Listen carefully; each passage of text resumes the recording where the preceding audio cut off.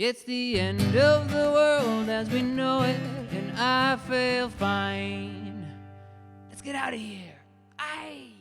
Oh, hey guys, yeah, I got a snake here, maybe a little dragon, a little serpent going on here, a little stuffed animal for a visual effect. Hey guys, what's going on? Sammy the serpent, Sammy the dragon, whatever, I don't know. So we're just going to talk openly first, and then we'll do some Bible stuff after this. The Chinese New Year, 2024, the year of the dragon. The Bible, again, it talks about dragons and serpents and snakes kind of interchangeably. But Chinese New Year, year of the dragon, 2024. Year of the snake, 2025. I know that the Chinese New Year stuff is not in the Bible, but God is in complete control of all things at all times. In the Bible, Pharaoh's heart was hardened. He was in control of the enemy. And so God is in control of all calendars. He's just aware of everything. And so he could be using that to give us a sign. And so just keep that in mind. Dragon, snake, dragon, snake, dragon, snake. And so what we'll do now is we'll ask the question, could this be the year of the dragon, the snake? And why is this significant? So we'll open up our Bibles. I'll just invite you to read along with me. Open up your own Bibles and read with me. We'll go from there. We'll just kind of speculate and throw some ideas around here. So I've got maybe, 10 areas of the Bible to jump in and out of. This could have been a really long study, but we're not going to make this ridiculously long. We're just going to it's going to be a medium study here, okay? So Exodus 4, and this is Moses and God, and God's getting Moses to let his people go. So just following the blueprint of the Exodus pattern and the potential rapture pattern here. And so Moses answered and said, "But suppose they will not believe me or listen to my voice. Suppose they say, 'The Lord has not appeared to you.' So the Lord said to him, 'What is that in your hand?' And he said, 'A rod.' And he said, 'Cast it on the ground.' So he cast it on the ground, and it became a serpent. And Moses fled from it." So Moses' rod became a serpent. We're heading into the year of the serpent, the year of the dragon. Okay, so that's Exodus 4, and then there's more on that, but we'll skip over to Exodus 7, verses 8 and on, and this is titled Aaron's Miraculous Rod. Then the Lord spoke to Moses and Aaron, saying, "When Pharaoh speaks to you, saying, 'Show a miracle for yourselves,' then you shall say to Aaron, 'Take your rod and cast it before Pharaoh, and let it become a serpent.'" So Moses and Aaron went to Pharaoh, and they did so, just as the Lord commanded. And Aaron cast down his rod, his serpent, before Pharaoh and before his servants, and it became a serpent. But Pharaoh also called the wise men and the sorceries. So the magicians of Egypt, they also did in like manner with their enchantments. For every man threw down his rod, and they became serpents. But Aaron's rod swallowed up their rods. And Pharaoh's heart grew hard, and he did not heed them, as the Lord had said. So one of the first miracles, in fact, I think it was the first miracle in the Exodus story, pretty sure, it was that. It was the snakes eating, the good snake eating the bad snake, if you want to say it that way. But this was part of the Exodus pattern. The rod, the serpent, that was sort of the big sign, the big symbolic sign, and that was kind of consistent. Even during the plagues, Moses or Aaron would hold their rod out, and something would happen. The frogs, the blood, the etc., the lice and stuff. So the rod / the serpent was sort of the beginning symbolic thing that got the whole party started. So then after after all these plagues and they were released, what happens as the Pharaoh army is coming for them? Well, Moses says to them, "Guys, calm down." He goes, this is Exodus 14, verse 13, "And Moses said to them, 'Do not be afraid, stand still, and see the salvation of the Lord, which he will accomplish for you today. For the Egyptians whom you see today, you shall see again no more forever. The Lord shall fight for you, and you shall hold your peace.' And the Lord said to Moses, 'Why do you cry to me? Tell the children of Israel to go forward.' but lift up your rod and stretch out your hand over the sea and divide it. And the children of Israel shall go and on dry ground through the midst of the sea. So lift up your serpent, lift up your rod, lift up your dragon, year of the dragon, year of the snake. During this story is during the Passover season. I'm not necessarily talking about Passover as a rapture. I'm just looking at the year right now, more so. But anyway, rods and snakes, and so of course, the story that the sea opens up because Moses used his rod, he used his snake. So another passage we will skip to is Numbers chapter 17, it looks like. And this is just, I don't really need to read this, but number 17 is the budding of Aaron's rod. They're trying to decide, well, I'll just read verse 8. Now it came to pass on the next day that Moses went into the tabernacle of witness, and behold, the rod of Aaron of the house of Levi has sprouted and put forth buds, and produced almond blossoms, and yielded ripe almonds. So, verse 10, and the Lord said to Moses, bring Aaron's rod back before the testimony to be kept as a sign against the rebels. So Aaron's rod was chosen, and then that ends up being in the Holy of Holies. Aaron's rod, for whatever reason. I don't know why, but it's a significant thing to God, this rod. So could this be pointing to the general year of the rapture? In Numbers 21, Israel sins in the wilderness, and this is how it goes. Then they journeyed from Mount Hor by the way of the Red Sea to go around the land of Edom, and the soul of the people became very discouraged on the way, and the people spoke against God and against Moses. Why have you brought us up out of Egypt to die in the wilderness? For there is no food and no water, and our souls loathe this worthless bread. Why are they complaining about free bread from heaven? My goodness. So the Lord sent fiery serpents among the people, and they bit the people, and many of the people of Israel died. Therefore the people came to Moses and said, we have sinned, for we have spoken against the Lord and against you. Pray to the Lord that he take away the serpents from us. So Moses prayed for the people. Then the Lord said to Moses, make a fiery serpent and set it on a pole, and it shall be that everyone who is bitten, when he looks at it, shall live. So Moses made a bronze serpent and put it on a pole. And so it was, if a serpent had bitten anyone, when he looked at the bronze serpent, he lived. What a crazy story that is.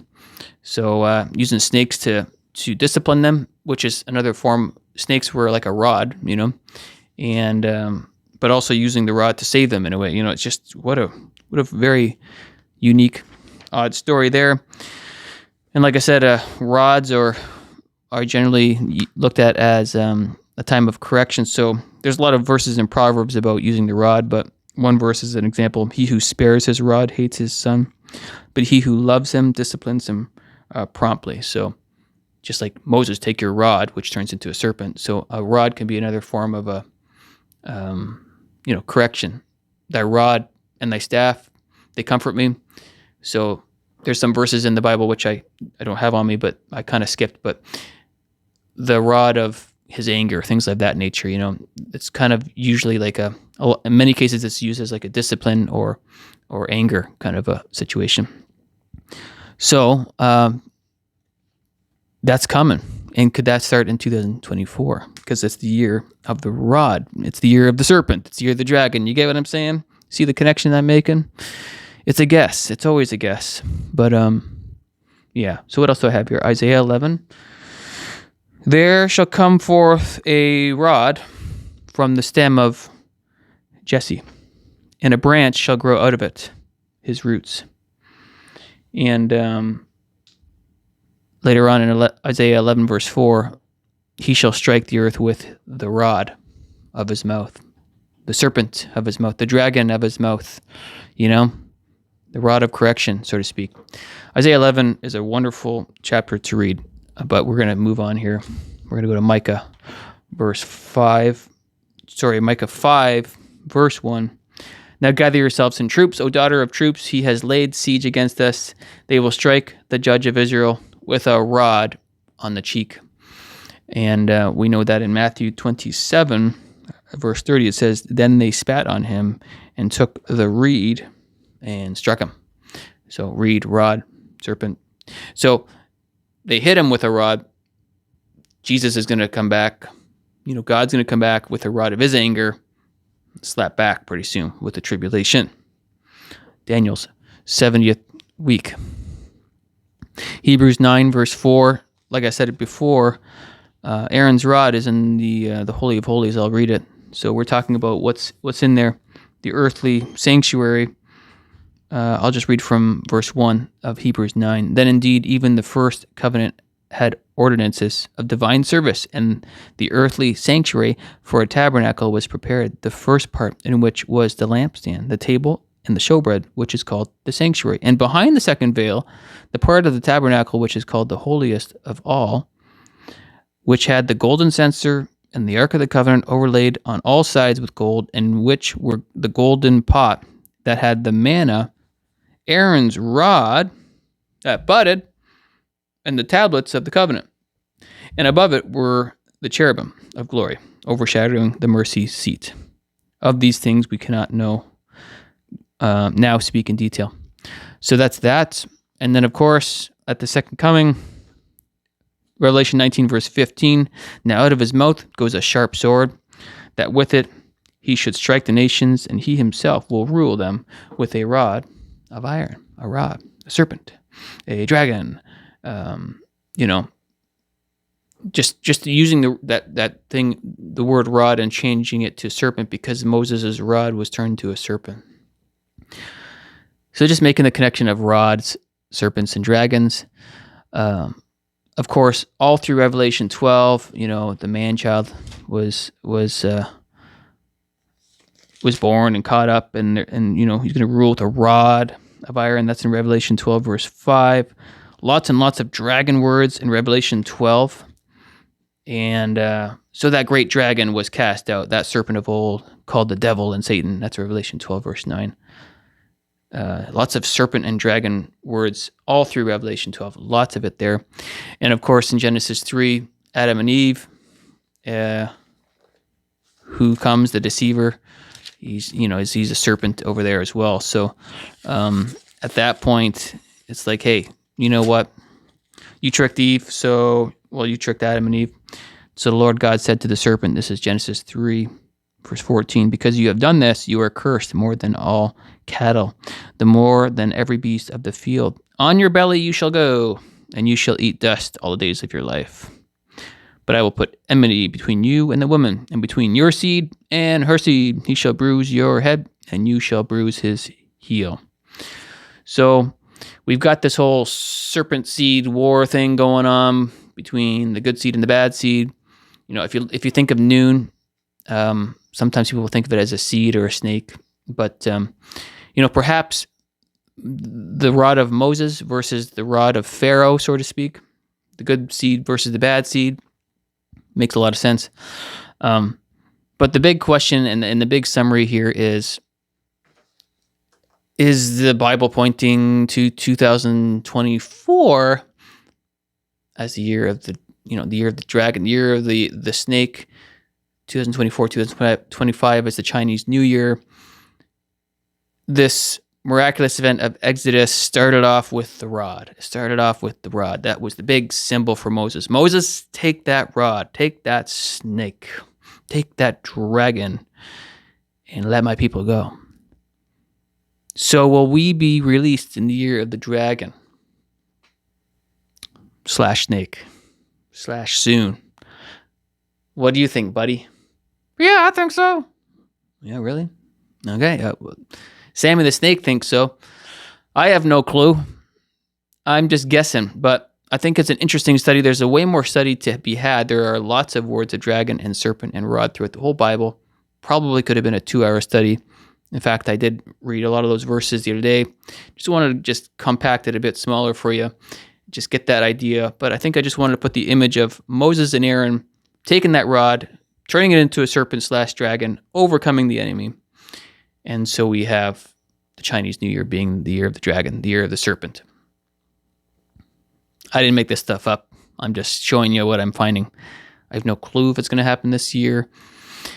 just interesting stuff. So hopefully we fly soon. I like to study the year a lot more than the actual pinpoint days, but I do talk about days sometimes too. I kind of go back and forth, and but the big thing is pointing everybody to Christ. So this world's a mess. It's about to blow up. So get tight with Christ is my basics there.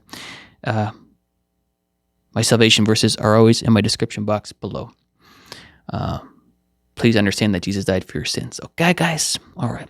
Love you very much. One day closer. See you in the clouds. Go, Jesus, go.